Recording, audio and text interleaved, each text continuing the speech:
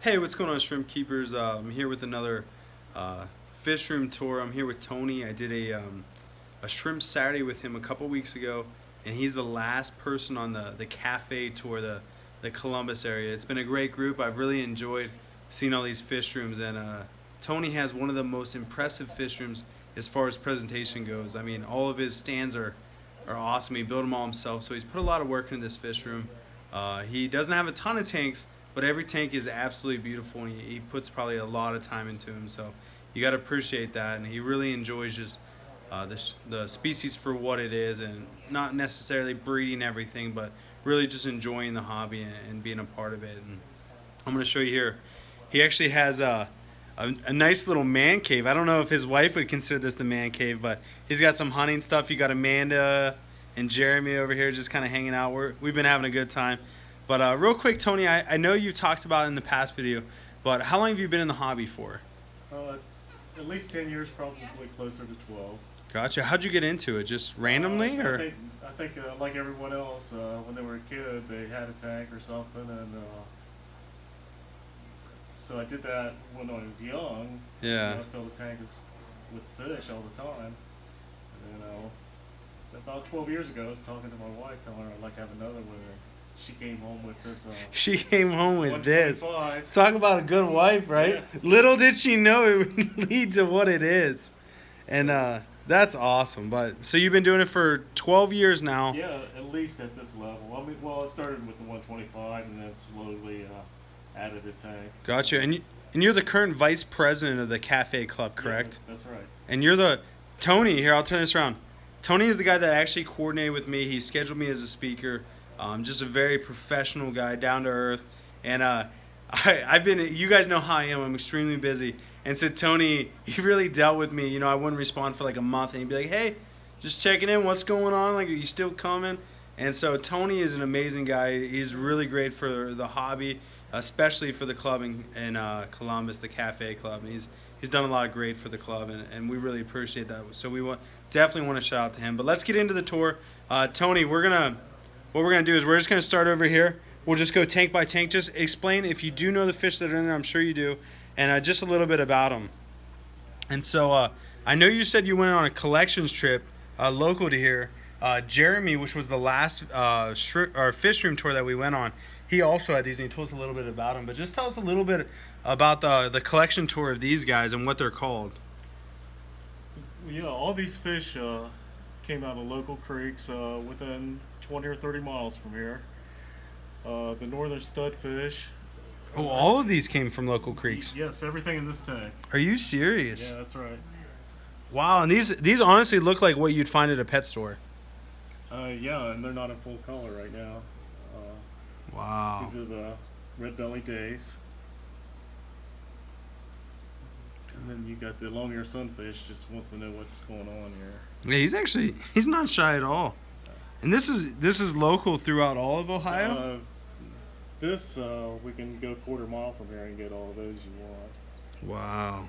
That's out of the Big Darby Creek. Yeah, it's crazy to see something like in a pond versus seeing him in a fish tank. It makes him look completely different.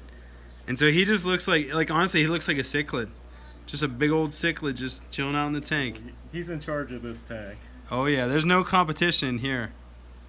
So that's awesome. So these are all natural species that you collected yourself. These are natives, yes. Wow. And just this is how all Tony's tanks look. I mean, they're just beautiful. He does a great job with them. And again, he built all his own stands. So that's impressive in its own. Now, what's going on in here? This look like Bosemani's, maybe? Yeah, that's right. Some of these are 12 years old. Wow. Yeah, these are some of the first fish I got. These are huge too. Like I don't know, how many inches would you say these are? Some of them are probably close to 5 inches. Wow. The biggest one. Now, do you know how to sex these guys? Because I don't think anyone's ever told me. Yeah, looks like there's one female in here, and that's the one that's The smaller one. yeah, and the tail's not quite as bright. Oh, okay. So that's a Yeah. good way to tell. The tail gets a little bit dull in color. The males have the what it looks like an orangish color. Yeah, it's orange and gray or bluish gray. Now, is that how all rainbows are? Do you know? No, that's not how all rainbows are. Just Boesmanis. Okay. It's very interesting. Most of the fish room tours we went on today had tiger barbs. Are these tiger barbs? I think it's a variation. It's actually black ruby barbs. Black ruby barbs. The males are the red ones. The red and black ones. Wow, and they actually have some. Just swam by. Yeah, this one's right here is really pretty. It's got like almost pinstripes on it. Actually, a lot of them have it now that I'm seeing it. Those are the females. Those are the females? Yeah, the males are red with black. Gotcha. Now, have these ever spawned in here? I know you don't. They're okay. The mop's way in there, and it's oh, right here, yeah. It's usually full of eggs. Now, do you pull it out and separate it? Every once in a while, my goal mostly is just to keep the species going for myself. Gotcha. Now, what type of cryptid is this, if you know? No, I don't. This actually, that's a Nubius, isn't it? I think it is a Nubius. That's an interesting variation. Then there's some crypts over here. Right. I like how you keep live plants in all your tanks. Now, what temperature do you try to maintain these tanks? This Asian tank is around 75 degrees. Now, you said you're planning on converting this to... I really want 2 native tanks. 2 native tanks. Do a little bit something different. This looks like the likely one. Yeah. Native.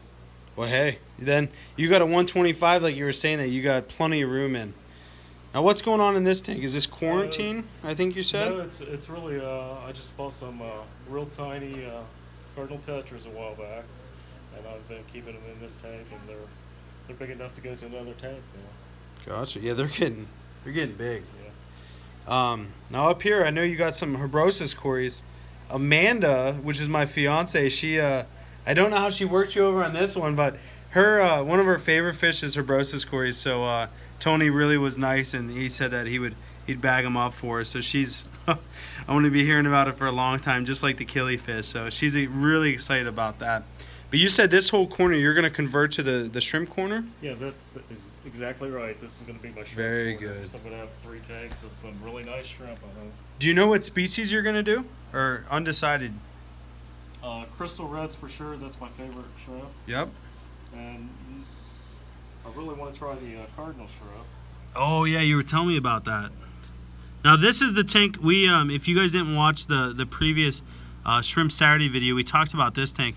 Tony introduced some crystal reds that were higher grade into his colony, and they ended up killing off all of his existing colonies. Is that not correct? That's correct. And so we did a Shrimp Saturday just talking about once you have a colony going, it's never good to introduce new species to it, or not even new species, but different variations of the shrimp or shrimp from different colonies, just because you really never know what you're getting. You never know if they're imported, if they have parasites, different things like that.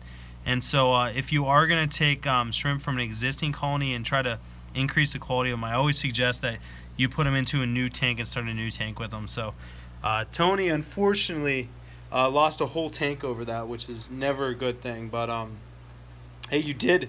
I brought a couple bags of shrimp to the club meeting yesterday, and you got quite a few, or 2 of the bags at least. Right, yeah. So you'll be able to start some new colonies with that. Now, what's going on in here? This is the original tank that you got. Your wife got you this as your first tank. Now, has it always been the way that it is set up now, or has it changed a lot? When I started, I can't even remember. I had a 20-inch clown knife fish in there. Did you really? A mono something. I had no idea what I was doing. You were just getting a little bit of everything, huh? And that you should join a club. That's the way you learn quick. Yes. Because there's a lot of knowledgeable people that really will help out. Now you got what? Blue Acara, which these electric blue Acaras. Electric blue Acara. Now a whole bunch of angelfish, which I really didn't know that electric blue Acaras got along with angelfish. Is that normally the case, or is this just a rare coincidence? Well, I think the electric blue Acara have a good reputation of getting along with most fish. Okay. You can see those cardinal tetras swimming around. Yeah. And they haven't bothered anything really. Now, you plan on moving those cardinals over to this tank eventually, or unsure? At the moment, I'm unsure because I'm in the middle of trying to decide some of these tanks I want to take into a different direction. Gotcha. Kind of do a little bit something different. Yeah. Because again, when you have, you know, this many tanks, you want to make them specific to what your interests are. So Yeah. obviously they probably change every 5 to 10 years. At least, yeah. At least. Very, very cool. This is a pretty tank. I think this is jungle val, is it not? Yes, that's right. Yeah, and that stuff, I mean, it's That- huge and it grows great. That's a plant I haven't been able to kill. You haven't been able to kill. I mean, if you look at this Anubias, I mean, the rhizome on this goes from like right here all the way over to here. So you've had that probably for like 4 or 5 years at least. Yeah, that's how long it's been on that piece of wood. Yeah, that's crazy. And again, Malaysian driftwood, which I highly recommend. So the corner tank, what's going on over here? Well, this tank is waiting for a pair of the electric blue cars to decide they want to do something. Oh, so this is where you're going to put a spawning pair and I hope to. hopefully breed a few out? Yeah. Gotcha. Now over here, this is probably one of my more favorite tanks. That'd be empty one, huh? Well, you got the awesome driftwood there, which you can't argue that, and the white substrate is I'm a little partial to be honest. Now it isn't completely empty. You do have some fish, or at least one fish, That's a wild blue ram. There's probably 5 or 6 of them in there somewhere. and they're just good at hiding. Yeah. Gotcha. Oh, and there's a what's the pleco? Is that the spotted one? Yeah, the spotted one. Yeah, that's an L201. L201. Now what's this little plant? That's what has survived. That's normally how my plants grow. That's funny. It looks like a pineapple. That's funny. Now, what do you got down here? Oh, we did look at this. We get down here and look. These are actually some of the nicest blue carbon lilies that I've seen in a long time. And what did originally before I came over? What'd you say these were? They were Blue Dreams. blue dreams, but you said they were the non-nice ones, right? Yeah. You just kind of pulled them out because you didn't know. Well, they look different than the rest, so I pulled them out of another tank, put them in this one. No, you pulled them out of the tank. We're gonna look at it in a little bit. Yeah. So this tank, the shrimp in here, I wish I could find more of them. But every one that I've seen here is absolutely stunning. And it's crazy because the other tank we looked at, they're actually like a chocolate color now. Yeah, So these ones have for whatever reason maintained their color, and they look exceptionally well. And so are you gonna plan on hopefully breeding these? I hope, because those are extremely nice. well, that's going to be up to the shrimp. That's gonna be up to the shrimp. There, that's a They good had that answer. tank for a while. Now here, this is awesome. So again, driftwood. Where do you get this driftwood from? Actually, at your local fish club auctions. Nuh-uh. Yeah. Columbus auctions get these. Yeah, one piece might have came from swap meet, but Wow. I think I had like $20 a piece. Are you Yeah, serious? that's it. Those are beautiful pieces. I mean, and this is what, a 75 gallon? That's 75. And this last one was a 90, I'm That's guessing. correct. Gotcha. Now, how long have you had these discus for? These are probably four years or so. The little one actually is probably 6 years old. Is this the little one? Yeah. Wow. No, I don't know much about discus. Are these wild caught or are these hybridized? No, these are not wild. They're not wild. Gotcha. I mean, they're huge. So you fatten them up big time. Now, have they paired off at all for you? Actually, the large blue one and the orange one, that is a pair. Is it They really? spawn in there quite regularly. Gotcha. Now, have you ever had viable fry from them? I have seen wigglers, but the offspring of that pairing wouldn't look very good. Yeah, it would so look kind of funky. really peppered. Now, what type of you got a couple plecos in here? What type of plecos do you keep? At least in this tank. L134s, and the blue ones are L239s. Let's see if we can get one of them. I mean, these guys are stunning as far as color goes. I don't know if it's really picking up too well on the camera, but they're like a deep. What would you say they are? Royal blue, maybe? Like a royal blue, kind of like the royal blue tigers. You guys know that I love those. And you got probably what, 6 of each in here? Yeah, I think it's probably pretty close. Pretty close. Yeah, this. It's hard to count them. They like to hide. Now, one thing that we didn't touch on is you have under gravel filters in all these tanks. And you don't see that very often anymore, but I would say it's one of the most effective filtration systems out there. Would you say that you have pretty good results with it? No, I think it's excellent. My view is if you're going to run an air stone, why not pull it through the gravel? Why not pull it through the gravel? If you have gravel, make use of it. Yeah, no point in it just sitting there. That's a great advice. I mean, if you got anything from this video, that's one piece of gold that you could definitely take from this video. Is if you got gravel, you might as well use it. If you got an air stone, you might as well utilize it. And so that's great advice. Now down here, this is where you said the original Royal Blue or Blue Dreams were. I'll try to get some on here. Yeah, I have Blue Dreams in there, and now there's still some really nice ones. As you can see, right here in the front is I mean, that one's got great color, whereas this one on the leaf is like a brownish greenish color, so not as nice. Yeah, I think they've reverted back to a natural state, most of them. Yeah, but I mean, But you would know that better than me. yeah, I mean, you still have some in here that are extremely nice. So maybe, I know we talked about calling at the talk. If you called some of these less attractive ones out, I think you could really get a good strain out of them. Now you have, what are these, bumblebee gobies? Oh, the fish. The fish? No, those are the Panda loaches? panda loaches. Nice, and no problems with shrimp? No, not at all. Yeah, I mean, you can see that there's There are, shrimp of various ages in there. yeah.